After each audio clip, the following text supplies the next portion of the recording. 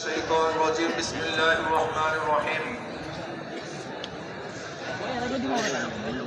وتلك الأيام نداولها بين الناس صدق الله العلي العظيم সবাই পড়ি সাল্লাল্লাহু আলাইহি ওয়াসাল্লাম। ইসলামী যুব আন্দোলন কর্তৃক আয়োজিত যুব কনভেনশনের সম্মানিত সভাপতি, মঞ্চে উপবিষ্ট আমাদের সেরে তাজ শ্রদ্ধাভাজন আমির হযরত বিশ্বহুজুর চরমনে দামাত বরকাতুল আলিয়া, সর্বস্তরের নেতৃবৃন্দ, সকল স্তরের যুবক ভাইয়েরা আমার, আজকে আমাদের খুশিতে মন ভরে গেছে। মনে হয় যেন আজকে আসমানের ফেরেশতাগুলিও এই যুব কনভেনশনের উপস্থিতি দেখে তারা খুশিতে আত্মহারা।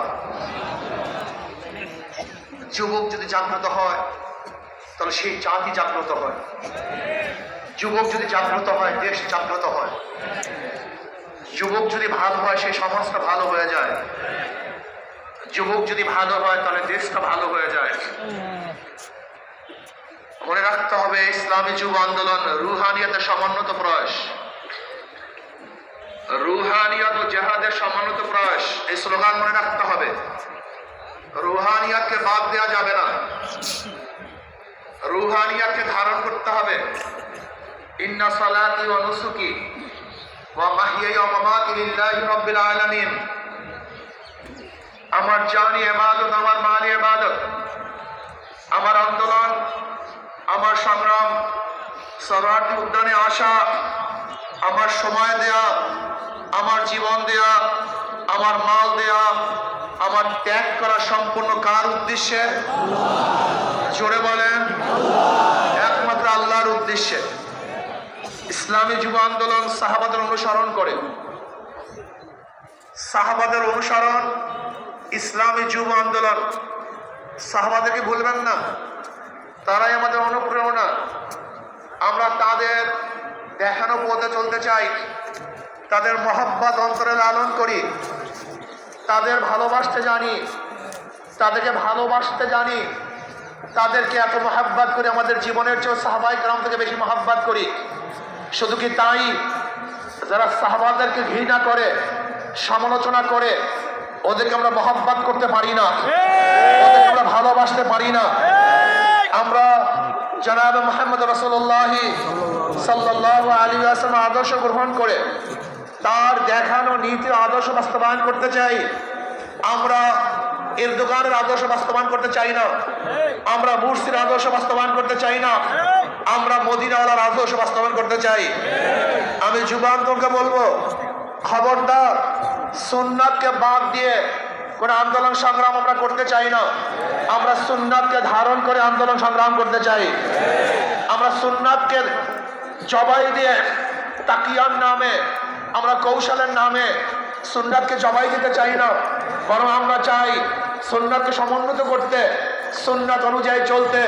আমি বিশ্বাস করি ওয়ালা তাহিনু ওয়ালা তাহজানু ওয়া আনতুমুল আ'লাউনা ইন কুনতুম মুমিনিন। যদি আমাদের ঈমান মজবুত হয়, যদি ঈমানকে শক্তিশালী করতে পারি, তাহলে এমন আওয়াজ দেব আল্লাহু আকবারের ধ্বনিতে, যেরকম রাজা গৌরগমনের তখ্ত তাউস ধ্বংস হয়ে গেছে, আমরা যদি আল্লাহু আকবারের ধ্বনি দিতে পারি, ঈমানের সাথে আল্লাহু আকবারের ধ্বনি উচ্চারণ করতে পারি, তাহলে বর্তমান ফ্যাসিস্টদের সমস্ত তখ্ত তাউস ভেঙে চুরমার হয়ে যাবে ইনশাআল্লাহ। এই জন্য যুব আন্দোলনকে বলবো, খবরদার জিকির ও ফিকির, জবানে জিকির থাকতে হবে, প্রাণের মধ্যে ফিকির থাকতে হবে, কলমের মধ্যে শুকর থাকতে হবে, অঙ্গ প্রত্যঙ্গে সবর থাকতে হবে। মনে রাখবেন, রুহানিয়াত ও জিহাদের সমন্বিত প্রয়াস। রুহানিয়াতকে বাদ দিয়ে কোনো জিহাদ আমরা চাই না। রুহানিয়াতকে বাদ দিয়ে জিহাদ করবেন, এটা জিহাদ হবে না, সন্ত্রাস হবে। কি হবে? সন্ত্রাস হবে। যেই জিহাদের সাথে রুহানিয়াত নাই, ওই জিহাদ জিহাদ না, বরং সন্ত্রাসবাদ হবে। ইসলামী ছাত্র আন্দোলন, ইসলামী যুব আন্দোলন, ইসলামী আন্দোলন বাংলাদেশ, তারা কি চায়? আল্লাহর জমিনে আল্লাহর হুকুমতের মাধ্যমে কল্যাণ রাষ্ট্র চায়।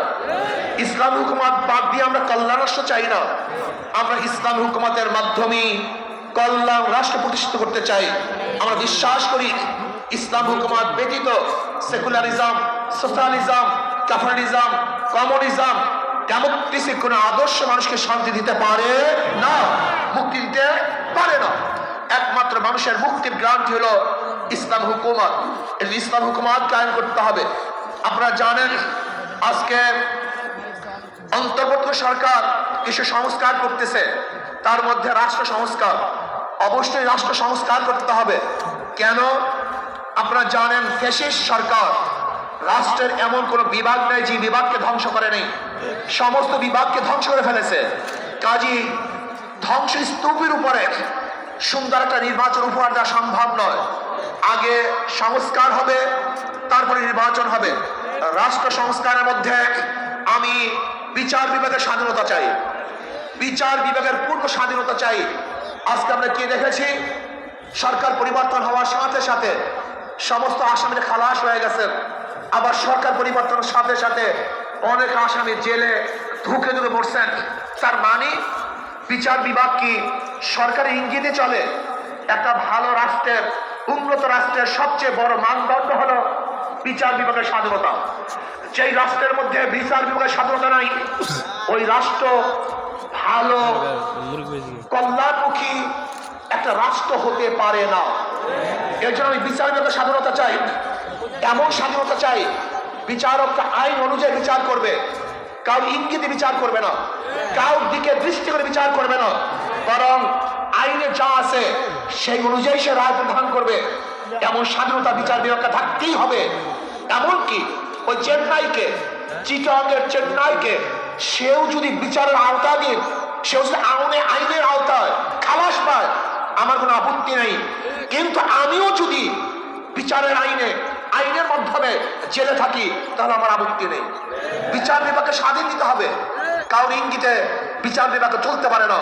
যদি বিচার বিভাগের স্বাধীনতা না থাকে, মান হাফেরা হুফেরা, তুমি যেই গর্ত খুঁজবা সেই গর্তের মধ্যে একদিন তুমিই পড়বা।